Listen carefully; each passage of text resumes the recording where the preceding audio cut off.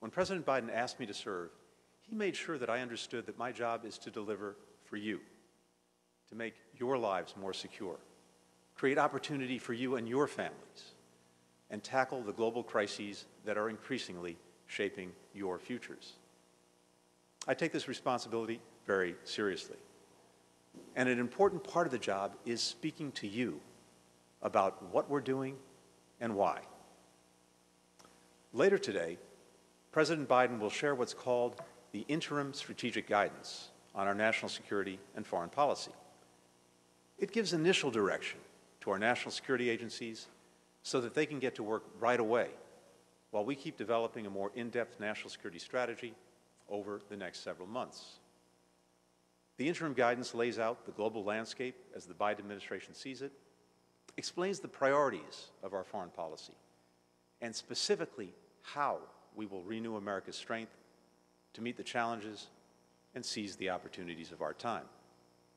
So for this, my first major speech as Secretary, I'm going to walk you through how American diplomacy will carry out the President's strategy. If we do our jobs right, you'll be able to check our work, to see the links between what we're doing around the world and the goals and values I'll lay out today. I know that foreign policy can sometimes feel disconnected from our daily lives. It's either all about major threats like pandemics, terrorism, or it fades from view. That's in part because it's often about people and events on the other side of the world. And it's about things you don't see, like crises stop before they start, or negotiations that happen out of sight. But it's also because those of us who conduct foreign policy haven't always done a good job connecting it to the needs and aspirations of the American people. As a result, for some time now, Americans have been asking tough but fair questions about what we're doing, how we're leading, indeed, whether we should be leading at all. With this in mind, we've set the foreign policy priorities for the Biden administration by asking a few simple questions. What will our foreign policy mean for American workers and their families? What do we need to do around the world to make us stronger here at home? And what do we need to do at home to make us stronger in the world? The answers to these questions aren't the same as they were in 2017 or 2009. Yes, many of us serving in the Biden administration also proudly served President Obama, including President Biden. And we did a great deal of good work to restore America's leadership in the world, to achieve hard-won diplomatic breakthroughs, like the deal that stopped Iran from producing a nuclear weapon, and to bring the world together to tackle climate change. Our foreign policy fit the moment, as any good strategy should. But this is a different time, so our strategy and approach are different. We're not simply picking up where we left off, as if the past 4 years didn't happen. We're looking at the world with fresh eyes. Having said that, while the times have changed, some principles are enduring. One is that American leadership and engagement matter. We're hearing this now from our friends. They're glad we're back. Whether we like it or not, the world does not organize itself. When the U.S. pulls back, one of two things is likely to happen. Either another country tries to take our place, but not in a way that advances our interests and values, or, maybe just as bad, no one steps up, and then we get chaos and all the dangers it creates. Either way, that's not good for America. Another enduring principle is that we need countries to cooperate, now more than ever.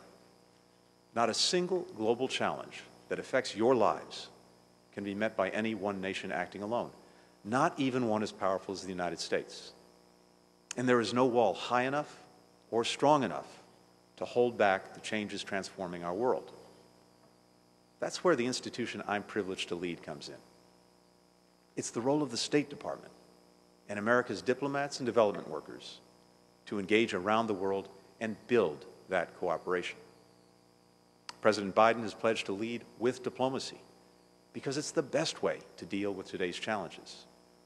At the same time, we'll make sure that we continue to have the world's most powerful armed forces.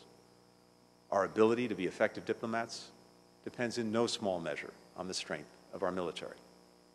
And in everything we do, we'll look not only to make progress on short-term problems, but also to address their root causes and lay the groundwork for our long-term strength.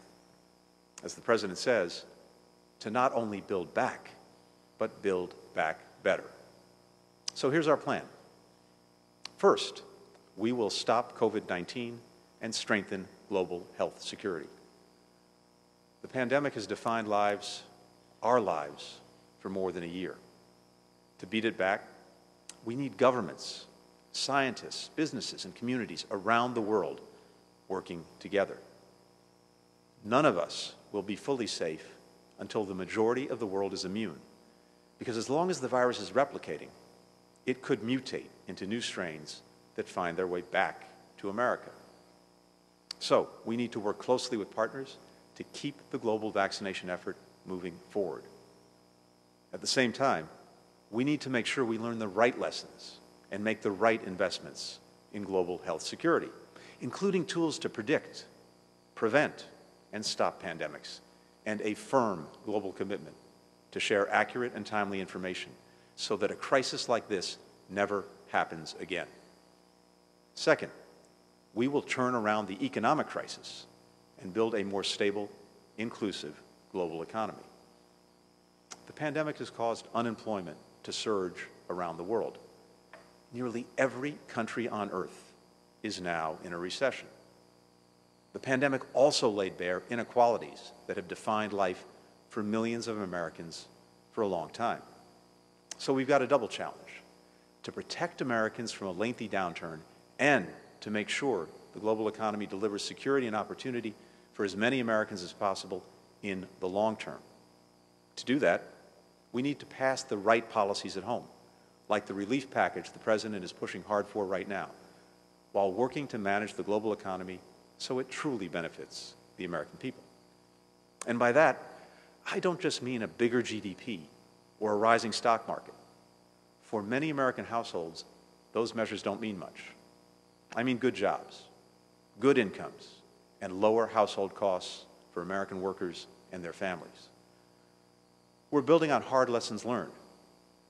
Some of us previously argued for free trade agreements because we believed Americans would broadly share in the economic gains that those deals would shape the global economy in ways that we wanted. We had good reasons to think those things, but we didn't do enough to understand who would be negatively affected and what would be needed to adequately offset their pain, or to enforce agreements that were already on the books and help more workers and small businesses fully benefit from them. Our approach now will be different. We will fight for every American job and for the rights, protections, and interests of all American workers. We will use every tool to stop countries from stealing our intellectual property or manipulating their currencies to get an unfair advantage. We will fight corruption, which stacks the deck against us. And our trade policies will need to answer very clearly how they will grow the American middle class, create new and better jobs, and benefit all Americans, not only those for whom the economy is already working. Third, we will renew democracy because it's under threat. A new report from the independent watchdog group Freedom House is sobering. Authoritarianism and nationalism are on the rise around the world. Governments are becoming less transparent and have lost the trust of the people. Elections are increasingly flashpoints for violence. Corruption is growing, and the pandemic has accelerated many of these trends. But the erosion of democracy is not only happening in other places. It's also happening here in the United States. Disinformation is rampant here. Structural racism and inequality make life worse for millions. Our elected leaders were targeted in the violent siege of the Capitol just 2 months ago. And more broadly, Americans are increasingly polarized, and the institutions that exist to help us manage our differences so our democracy can continue to function are under strain. Shoring up our democracy is a foreign policy imperative. Otherwise, we play right into the hands of adversaries and competitors like Russia and China, who seize every opportunity to sow doubts about the strength of our democracy. We shouldn't be making their jobs easier. I take heart from the fact that we're dealing with our struggles out in the open, and that sets us apart from many other countries. We don't ignore our failures and shortcomings or try to sweep them under the rug and pretend they don't exist. We confront them for the world to see. It's painful, sometimes it's ugly, but it's how we make progress. Still, there's no question that our democracy is fragile. People around the world have seen that. Many recognize in our challenges the challenges that they're facing. And now they're watching us because they want to see whether our democracy is resilient, whether we can rise to the challenge here at home. That will be the foundation for our legitimacy in defending democracy around the world for years to come. Why does that matter? Because strong democracies are more stable, more open, better partners to us, more committed to human rights, less prone to conflict, and more dependable markets for our goods and services. When democracies are weak, governments can't deliver for their people, or a country becomes so polarized that it's hard for anything to get done, they become more vulnerable to extremist movements from the inside and to interference from the outside.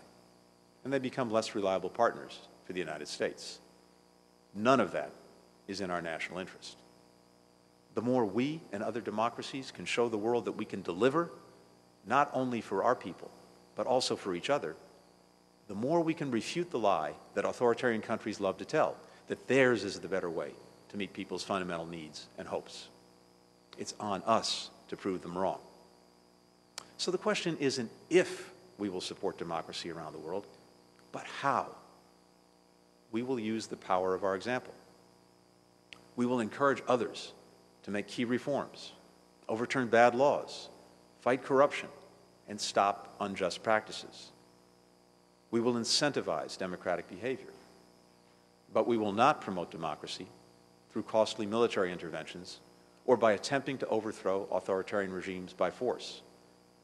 We've tried these tactics in the past. However well-intentioned, they haven't worked.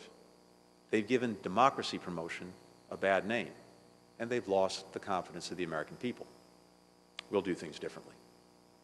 Fourth, we will work to create a humane and effective immigration system.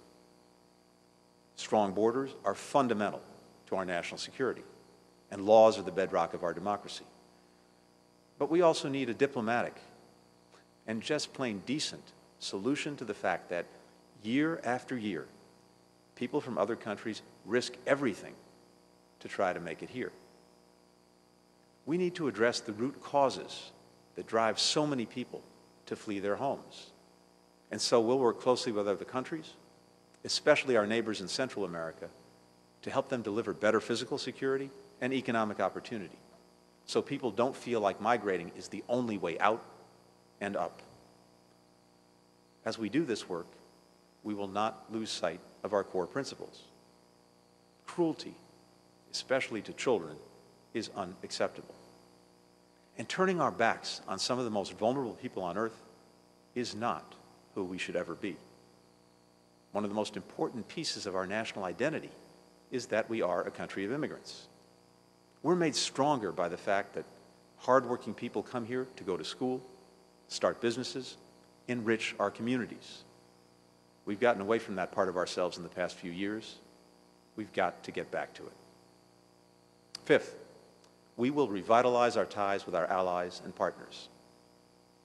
Our alliances are what the military calls force multipliers.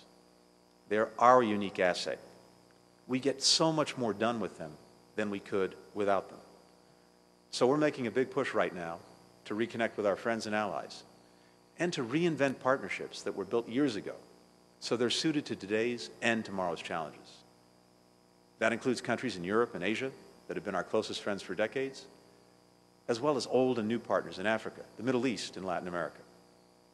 Over the decades, these commitments have created new markets for our products, new allies to deter aggression, and new partners to help meet global challenges. We had a name for it: enlightened self-interest. We'll be clear that real partnership means carrying burdens together, everyone doing their part, not just us. And whenever we can, we will choose engagement. Wherever the rules for international security and the global economy are being written, America will be there, and the interests of the American people will be front and center. We're always better off at the table, not outside the room. You should expect nothing less from your government. Sixth, we will tackle the climate crisis and drive a green energy revolution. Maybe you live in California, where wildfires get worse every year, or the Midwest, where farmland keeps flooding, or the Southeast, where communities have been destroyed by stronger and more frequent storms. The climate crisis is endangering all of us and costing us more by the month. We can't fix it alone. The United States produces 15% of the world's carbon pollution. That's a lot, and we badly need to get that number down. But even if we brought it down to zero, we wouldn't solve the crisis because the rest of the world is producing the other 85%. This is the definition of a problem we need to work together as a community of nations to solve. And we can't settle for only doing the bare minimum. We have to challenge ourselves and each other to do more. While we do, we must also position the United States to thrive and lead in the growing global market for renewable energy. Wind and solar are the cheapest sources of electricity generation in the world today. They're not the industries of the future anymore. The future is now. And other countries are ahead of us. We need to turn that around and create millions of good-paying jobs for Americans in renewables. Seventh, we will secure our leadership in technology. A global technology revolution is now underway. The world's leading powers are racing to develop and deploy new technologies, like artificial intelligence and quantum computing, that could shape everything about our lives, from where we get energy, to how we do our jobs, to how wars are fought. We want America to maintain our scientific and technological edge because it's critical to us thriving in the 21st century economy. But we know that new technologies aren't automatically beneficial, and those who use them don't always have good intentions. We need to make sure technologies protect your privacy, make the world safer and healthier, and make democracies more resilient. That's where American diplomacy comes in. We're going to bring our friends and partners together to shape behavior around emerging technologies and establish guardrails against misuse. At the same time, we must strengthen our tech defenses and deterrence. We need only look at SolarWinds, the major hack of U.S. government networks last year, to see how determined our adversaries are to use technology to undermine us. Today, safeguarding our national security means investing in our technological capabilities and elevating this issue in our diplomacy and our defense. We will do both. And eighth, we will manage the biggest geopolitical test of the 21st century, our relationship with China.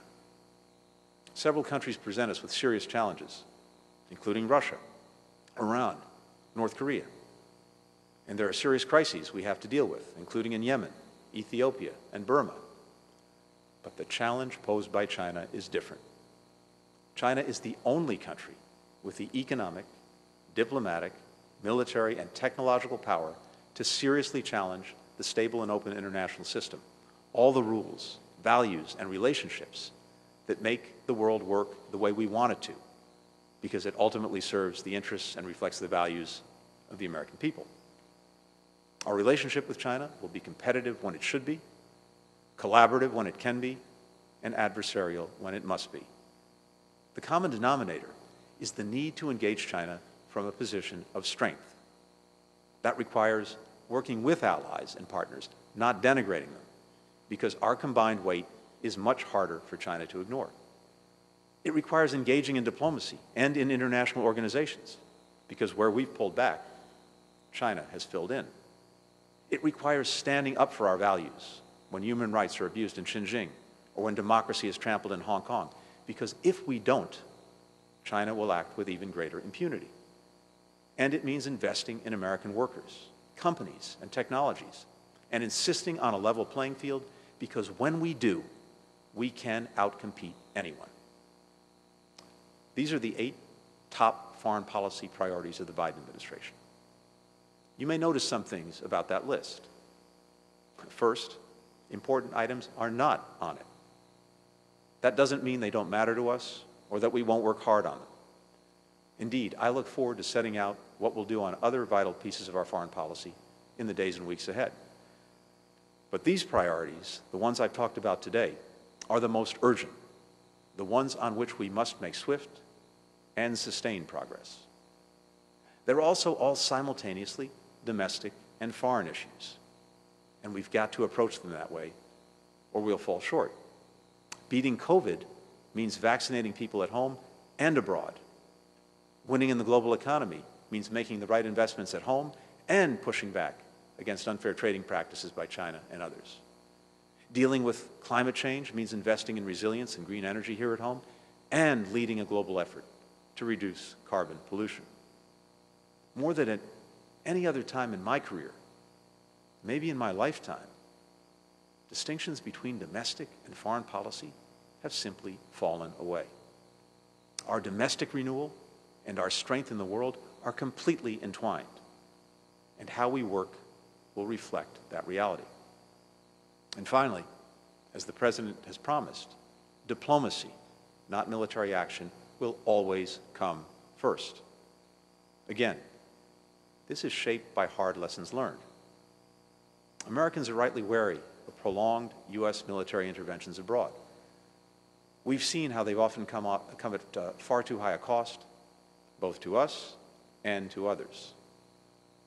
When we look back at the past decades of our military involvement in the world, especially in Afghanistan and the Middle East, we must remember what we've learned about the limits of force to build a durable peace, that the day after a major military intervention is always harder than we imagine, and how critical it is to pursue every possible avenue to a diplomatic solution. Of course, we will never hesitate to use force when American lives and vital interests are at stake.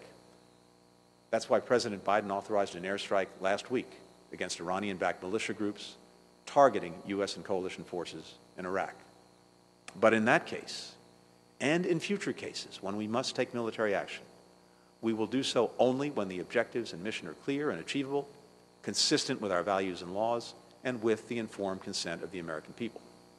And we'll do it together with diplomacy. Finally, all our priorities go directly to our core sources of national strength. And we define strength broadly because a truly strong country is strong in many ways at once. Real strength isn't bluster or bullying, and it's not based in military power alone. Real strength is that and more. It's making sure our most valuable commodity as a nation, our human resources, can meet their full potential. It's a flourishing democracy and an innovative and inclusive economy. It's the ability to bring countries together because they trust us to lead, and no one can unite others like we can. It's having our diplomats walk into buildings around the world and be respected because they have the confidence and trust of the American people. And it means leading with our values. That's what I want to close on today. At our best, the United States is a country with integrity and a heart. That's what makes us proud to be Americans, and why so many people around the world have given everything to become Americans. That includes members of my own family and many of your families too. The Biden administration's foreign policy will reflect our values. We will stand firm behind our commitments to human rights, democracy, the rule of law, and we'll stand up against injustice toward women and girls, LGBTQI people, religious minorities, and people of all races and ethnicities. Because all human beings are equal in rights and dignity, no matter where they live or who they are. We will respect science and data, and we will fight misinformation and disinformation, because the truth is the cornerstone of our democracy.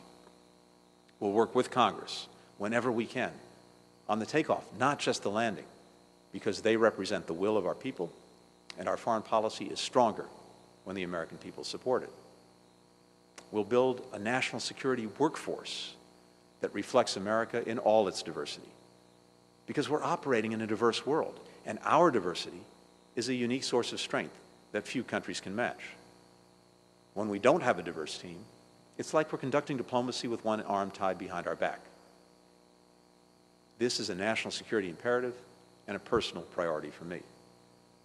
We'll bring nonpartisanship back to our foreign policy. There was a time, as the saying goes, when politics stopped at the water's edge. Secretaries of State didn't represent Democrats or Republicans. We represented all Americans. Some might think the idea is quaint now. Well, I don't, and the President doesn't either. We will balance humility with confidence. I've always believed they should be the flip sides of America's leadership coin. Humility because we aren't perfect, we don't have all the answers, and a lot of the world's problems aren't mainly about us, even as they affect us. But confidence because America at its best has a greater ability than any country on earth to mobilize others for the common good and for the good of our people. Above all, we'll hold ourselves accountable to a single overarching measure of success. Are we delivering results for you? Are we making your lives more secure and creating opportunities for your families? Are we protecting the planet for your children and grandchildren? Are we honoring your values and proving worthy of your trust? It's the honor of my life to serve as your Secretary of State. And I'm aware every day that we're writing the next chapter of our history.